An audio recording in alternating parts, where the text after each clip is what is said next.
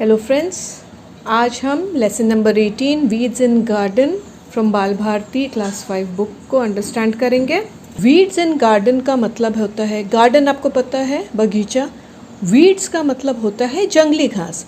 जो भी फूल पौधे लगाते हैं उसके साथ बहुत बार अनवांटेड जो नहीं चाहिए होती वैसी घास उग जाती है, जंगली घास उग जाती है जिसका काम कुछ नहीं होता, ना वो अच्छी दिखती है बट लेकिन साथ साथ में आप जो भी पानी खाद डाल रहे हो अपने पौधों को वो भी साथ में लेती रहती है और सिर्फ बढ़ती रहती है, तो उसका कुछ काम नहीं होता है। Most of the parents like to fulfil wishes of their children.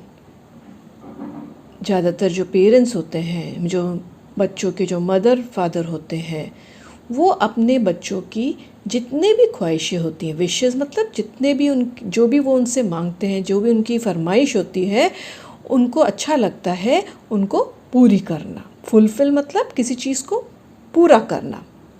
They feel sorry when they can not indulge their kids और when they have to school them. जो फादर मदर होते हैं उनको बहुत बुरा लगता है। दे फील सॉरी मतलब उनको बहुत ख़राब लगता है। कब? When they can not indulge their kids. Indulge their kids मतलब जब वो बच्चों ने कोई डिमांड की है या बच्चों की कोई खुशी पूरी नहीं कर सकते हैं तो उनको पेरेंट्स को बहुत बुरा लगता है। और when they have to scold them, और कब बुरा लगता है पेरेंट्स को? जब उनको अपने बच्चों को गुस्सा करना पड़ता है। स्कोल्ड देम मतलब डांटना, गुस्सा करना।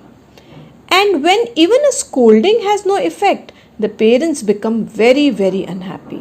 और जब वो बच्चों को गुस्सा करते हैं, आपके पेरेंट्स आपको कब गुस्सा करेंगे? जब आप उनकी बात नहीं सुनेंगे या अगर आप गलत राह पे चलेंगे तभी तो आपके पेरेंट्स गुस्सा करेंगे ना। अगर आप सब कुछ अच्छा ठीक ठाक करेंगे तो आपके पेरेंट्स आपको क्यों नाराज़ होंगे? आपके पेरेंट्स आपसे बहुत ज़्यादा प्यार करते हैं। तो जब जब इवन जब स्कोल्डिंग मतलब जब डांट का भी कुछ असर नहीं होता है तो पेरेंट्स जो होते हैं वो बहुत ही दुखी हो जाते हैं। अनहैप्पी मतलब जो खुश नहीं है, तो पेरेंट्स बहुत ज़्यादा दुखी हो जाते हैं जब उनकी डांट का भी बच्चों पे कोई असर नहीं पड़ता है। सच was the case with Anshuman and his parents. तो ये स्टोरी अंशुमन और उसके मदर फादर के बारे में है, उसके पेरेंट्स के बारे में है। उनके साथ भी कुछ ऐसा ही हुआ। सच वॉज द केस, जो अभी हमने पढ़ा कि पेरेंट्स गुस्सा करते हैं और गुस्सा करके भी उनको बुरा लगता है, लेकिन गुस्सा करने के बाद भी बच्चा ना सुधरे तो उनको और बुरा लगता है। यही स्टोरी जो है, यही जो केस है वो अंशुमन और उसके पेरेंट्स का भी था। Anshuman's parents had noticed that he was developing some bad habits. जो अंशुमन के जो पेरेंट्स थे, उनके जो माता पिता थे, फादर मदर थे, उन्होंने क्या उनकी नज़र में आया? नोटिस्ड। क्या नज़र में आया उनके? कि जो अंशुमन था वो बुरी आदतों में जा रहा है, उसमें बुरी आदतें डेवलप हो रही हैं, वो बुरी आदतें सीख रहा है। बैड हैबिट्स इज बुरी आदतें। Naturally they begin to warn him time and again. अगर आपको कोई गंदी आदत लग जाती है तो आपके पेरेंट्स क्या करते हैं? आपको बार बार मना करते हैं ना, ये मत करो, वैसा मत करो, आपके लिए अच्छा नहीं है। तो वैसे ही अंशुमन के फादर मदर ने भी उसको बार बार वॉर्न करना शुरू कर दिया। Time and again. Time and again मतलब बार बार। जब भी वो बुरी हरकत करता था तो उसको वो वॉर्न करते थे कि ऐसा मत करो, बट ऑल इन वेन। लेकिन ऑल इन वेन मतलब अंशुमन ने वो बुरी आदत नहीं छोड़ी, उनकी डांट का अंशुमन पे कोई असर नहीं हुआ। Anshuman just wouldn't listen. Anshuman उनकी सुनता ही नहीं था। He refuse to believe that he was letting those bad habits get a hold over him. Refuse मतलब सुनना ही नहीं, मना कर देना। टू बिलीव, वो किस बात पे बिलीव नहीं करता था, वो किस बात पे यकीन नहीं करता था? कि वो किसी बुरी आदत के में पड़ गया है या कोई बुरी आदत उस पर हावी हो रही है या वो किसी बुरी आदत का शिकार हो रहा है। Get a hold over it मतलब बुरी आदत उसको लग गई है। Gentle words, strict warnings, a scolding now and then, his parents tried everything short of beating him up. प्यार से, जेंटल वर्ड्स मतलब प्यार से समझा के, कठोर चेतावनी देके। वार्निंग्स क्या होती हैं? चेतावनी होती है। अ स्कोल्डिंग नाउ एंड देन, कभी कभी गुस्सा करे। His parents tried everything short of beating him. उसके पेरेंट्स जो थे उन्होंने सब कुछ ट्राई किया। ट्राइड एवरीथिंग मतलब सब तरीके अपनाए। शॉर्ट ऑफ सिर्फ उसको मारना ही रह गया था। सिर्फ शॉर्ट ऑफ बीटिंग मतलब सारे तरीके अपना लिए थे, सिर्फ उसको मारना ही रह गया था। And that they would never do, और वो क्या चीज़, उसको मारना वो कभी नहीं करते।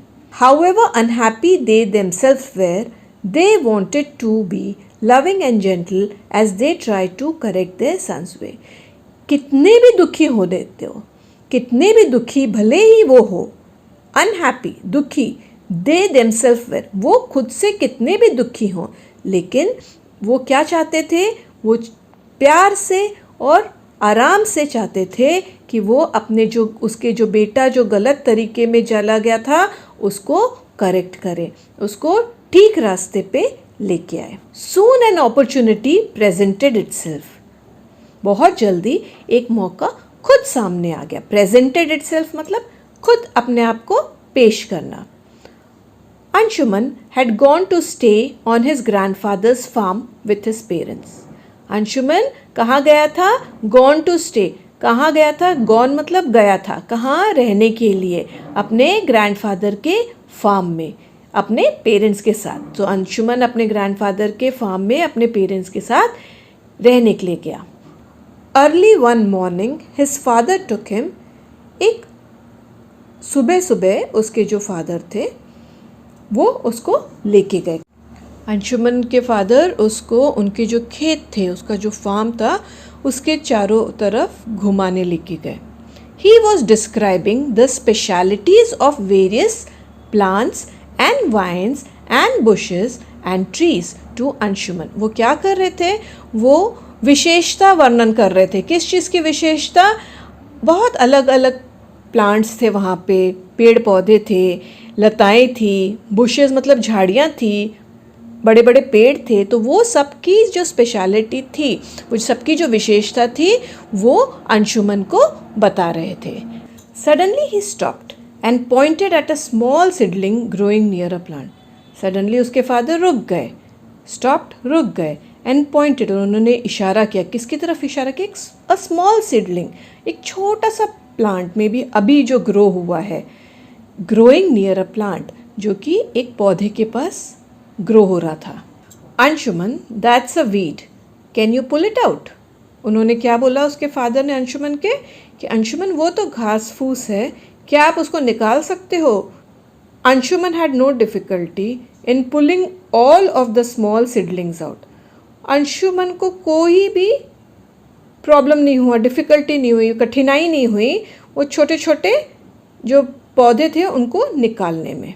Good, said his father, and they continued with their father. तो उसके फादर ने बोला चलो अच्छा है, और वो अपनी कंटिन्यूड मतलब उन्होंने अपनी वॉक जारी रखी। आफ्टर अ वाइल, थोड़ी देर बाद, they came upon the same weed but there it had grown slightly bigger. कुछ देर के बाद, आफ्टर अ वाइल कुछ देर के बाद, they came upon the same weed, उनको वही घास फूस दिखी, लेकिन it had grown slightly bigger, लेकिन इस बार वो थोड़ी बड़ी थी। पहले तो उनको छोटे छोटे पौधे मिले थे ना, छोटे छोटे घास मिला था जो अब भी ग्रो हुए थे, बट अभी जब थोड़ा सा आगे गए तो उनको वही घास दिखी, लेकिन वो थोड़ी बड़ी हो गई थी। Anshuman's father told him to pull out this plant too. Anshuman के फादर ने उसको बोला कि ये जो प्लांट है, ये जो पौधा है, इसको भी आप निकाल दो, इसको भी आप खींच के निकाल दो। He told him to uproot the weed carefully.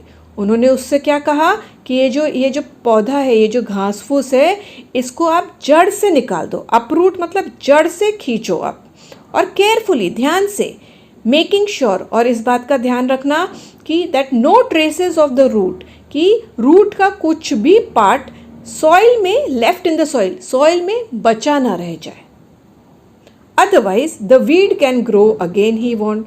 तो उन्होंने उनको क्या चेतावनी दी? अगर थोड़ा भी रूट रह गया उसमें तो फिर वो जो घास फूस थी वो वापस ग्रो हो जाएगी। Anshuman uprooted the plant carefully, twisting it and pulling it hard so that whole of it came out. Anshuman ने क्या किया, उसको जड़ से निकालने के लिए, अपरूट करने के लिए, जड़ से निकालने के लिए उसने वो पौधे को बहुत ध्यान से घुमाया, उसको ट्विस्ट किया हाथों से और पुलिंग इट हार्ड, और ज़ोर से उसको पुल किया, so that whole of it comes out, ताकि वो पूरा जड़ के साथ बाहर निकल आए. Then his father drew his attention to the same weed growing at some distance. फिर उसके फादर ने क्या किया, उसका जो ध्यान था, उसका जो अटेंशन था, वो किसकी तरफ लगाया, वो सेम जो घास थोड़ी दूर ग्रो हो रही थी. There it had grown into a big plant with tiny flowers and dark fruit. उस जगह पे थोड़ी दूर पे जो घास फूस थी वो बड़े से प्लांट में बदल गई थी, और उसमें से छोटे छोटे फ्लावर्स भी आ रहे थे और उसमें फ्रूट्स भी लगे हुए थे. डार्क फ्रूट्स मतलब उसमें डार्क कलर के फ्रूट्स भी लग गए थे उसमें. That could be quite dangerous. We mustn't leave it growing there. Take it out, said Anshuman's father. तो उसके अंशुमन के फादर ने क्या बोला, ये तो बहुत खतरनाक हो सकता है. That could be quite dangerous. Dangerous मतलब खतरनाक. We mustn't leave it growing there. हमको उसको वहाँ ग्रो होते हुए नहीं छोड़ना चाहिए. Take it out. उसको वहाँ से निकाल दो. Anshuman held the plant in his hands and gave it a tug. Anshuman ने उस प्लांट को अपने हाथों में पकड़ा. held the plant मतलब हाथों से पकड़ा और ज़ोर से उसको एक खींचा उसने. The weed didn't move at all. वो जो जंगली घास थी वो बिल्कुल, या जंगली प्लांट था वो बिल्कुल मूव नहीं हुआ. He pulled harder and harder but to no avail. उसने बहुत ताकत लगाई और बहुत ताकत से उसने उसको खींचा, but to no avail. but वो जो प्लांट था वो हिला ही नहीं. I can't get this out, exclaimed Anshuman. It has gone too deep into the soil. मैं इसको नहीं निकाल सकता अभी. जो उसने बहुत ट्राई किया था अंशुमन ने, तो उसने बोला मैं इसको नहीं निकाल सकता, ये बहुत गहराई में, डीप इनटू द सॉइल, बहुत मिट्टी के अंदर बहुत गहरा चला गया है. So then his father brought some implement. So उसके फादर ने फिर कुछ औजार लेके आए. They dug around the weed, और डग मतलब वो जो घास फूस थी, वो जो जंगली घास थी, उसके चारों तरफ उन्होंने खुदाई की. And with great effort pulled it out. और फिर बहुत मेहनत से, ग्रेट एफर्ट मतलब बहुत एफर्ट्स लगा के, बहुत मेहनत करके उसको खींच निकाला. When they were returning home, जब वो घर पे वापस लौट रहे थे, आफ्टर द हार्ड वर्क, इतना मेहनत करने के बाद जब वो घर वापस लौट रहे थे, तो अंशुमन के फादर ने मेंशन किया, अंशुमन के फादर ने उसको क्या बोला, हैबिट्स आर लाइक वीड्स. जो हैबिट्स होती है ना, वो भी ये जंगली पौधों की तरह होती है. ये पिक्चर में आप देख रहे हो ना, बच्चे को कितनी ताकत लग रही है इसको निकालने में, उखाड़ने में. फादर ने क्या बोला, हैबिट्स जो है वो भी इन जंगली पौधों की तरह है. The longer you allow them to grow, जितना आप उसको अलाउ करोगे या उसको अपने अंदर ग्रो करने का टाइम दोगे या पनपने का टाइम दोगे, the harder it is to uproot them, उतना ही समय उसे अपने अंदर से निकालने में लगेगा. अपरूट मतलब पूरा जड़ से निकालना. वो उतना ही टाइम, जितना आप उसको अपने अंदर ग्रो करने दोगे, जितना आप उसको पनपने दोगे, उतना ही टाइम उसको जड़ से निकालने में, अपने अंदर से जड़ से निकालने में लगेगा. It is wise to get rid of them. इसी में होशियारी है कि उनसे पीछा छुड़ा दो जब वो हमारे लिए ईजी हो पीछा छुड़ाने में. Anshuman realise the truth. अभी अंशुमन को भी ये बात बिल्कुल, उसको ये सच्चाई समझ में आ गई. उसने देखा था जब प्लांट्स बहुत छोटे थे तो उसने फटाफट उनको निकाल दिया था. जैसे जैसे प्लांट्स ग्रो होते जा रहे थे उसको बहुत परेशानी हो रही थी उनको निकालने में. तो उसको ये जो ट्रुथ है, उसको ये जो सच्चाई है, ये समझ में आ गई. उनके जो फादर के जो वर्ड्स थे वो क्या कहना चाहते हैं वो उसको समझ में आ गया.